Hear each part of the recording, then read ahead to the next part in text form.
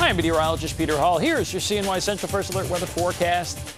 You know, if we didn't need the rain so badly, this would be like one of the top 10 days. Most of us are going to play between 78 and 83.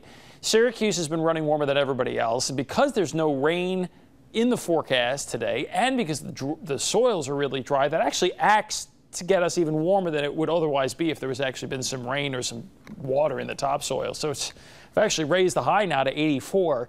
Again, most of us playing between 78 and 83 with sun and fair weather cumulus clouds and a fresh breeze. And, you know, it's warm. It doesn't have that humidity factored in. You know, the dew points are really low. So, like I mentioned, I mean, it's really fantastic outside, but we're in a parched predicament in the precipitation department. Try to say that 5 times fast. That's true. Technically, for the year, we're 3 inches below normal, which otherwise wouldn't be a horrendous deal. But the problem is, recently, we've had very little rain. That's number one. Number two, it's been very hot. So even when we've had a couple of showers, boy, it just dries it up real quick. And we have very little chance of showers overall over the next 7 days.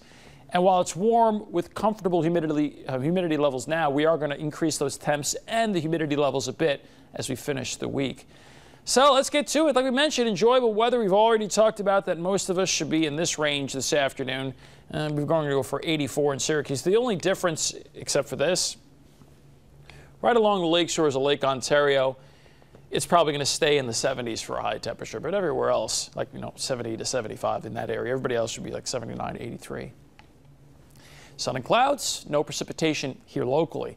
You might notice over my shoulder a couple things. One, there may be a shower or thunderstorm south of the New York PA border down here, and also by Toronto or westbound.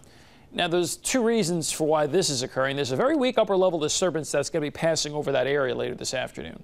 Plus, there's lake breach conversions. The point is that there's going to probably be a couple of showers and storms over there. I mention this because this thing will drift east tonight. Now, it's going to fall apart, but it's possible, like a 20% chance late tonight or tomorrow morning, there might be an inconsequential little shower or sprinkle that comes through.